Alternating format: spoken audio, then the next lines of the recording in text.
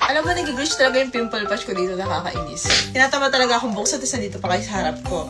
I-unbox pa natin to? Hindi. Ang dami ko na naman check out. Hindi naman ako aware na sobrang dami ko palang na-check out. So, let's unbox it! Diba? Nag-glitch talaga yung pimple patch ko eh. Tarantado talaga to sa TikTok. Anyway, ito yung first parcel. Hindi ko na rin alam kung ano to kasi medyo marami-rami yung check out ko. Ito yung lotion na sinasabi ko sa inyo, effective siya para sa stretch mark. And ginawa talaga tong lotion na to para sa stretch mark. And second parcel, alam mo yung parcel ko ngayon, medyo mabibigat sila at may kalakihan sila ha. Ano to? Para yung pa sa seller. Talaga ako ng Jenny Moon. Alam niyo namang ito, isa to sa nagpa-boost ng cuties ko. Ang pinaka-routine nyo, lalo na sa lotion nyo, kasi talagang mas mabilis kayong pupo. Third parcel, alam mo, feeling ko ito yung in-order kong Lux na booty, cream, and exfoliate. Scrub tayo and make cream. So, ito talaga yung combo nila. So, maganda daw to. Ang paputi ng bikini area. Although hindi naman maitim yung bikini area ko, pumuti na talaga siya. Of course, kailangan niya ng maintenance. Parcel number 4. So, tatlo yung laman niya. Hindi ko alam kung ano to. Ito na yung mga cat and co serum ko. Sabi ko sa inyo, user talaga ako nito. Kasi sobrang laki talaga na natulong sa akin itong putang cat and co serum na to. Like, hindi to sponsored ha. Nakita nyo na parcel ko to.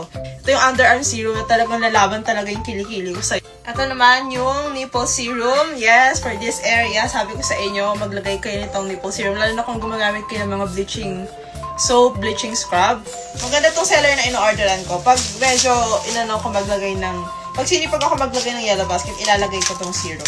Inner thigh serum, meron na tayong nipple serum, and of course, yung ating underarm serum. Ayun na, mistock na ako ng serum. Hindi ko na alam kung anong parcel tayo, hindi ko na nabilang.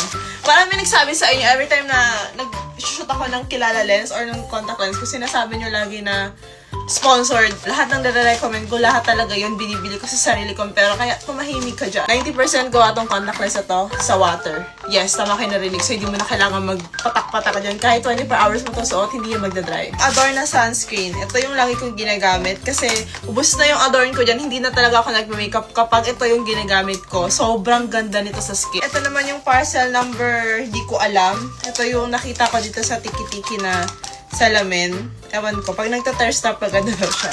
Try natin. Hindi na kasi... Ay! Ba't ko tinapon? Hindi pa na dapat sa itapon. Tinapon ko bigla. Anyway, ganyan siya. It's giving Latina. Lalo na pag naka-makeup ka, it's giving Latina vibe. Tapos ang last parcel natin, mga beauty sponge. Ayan. So, ito lahat ng na-unbox natin. Alam mo, nag-glitch talaga yung pimple patch ko dito, nakakainis. Tinatama talaga akong buksan, tapos nandito pa kayo sa harap ko. I-unbox pa natin to? Hindi. Ang dami ko na naman check out. Hindi naman ako aware na sobrang dami ko palang na-check out. So, let's unbox it!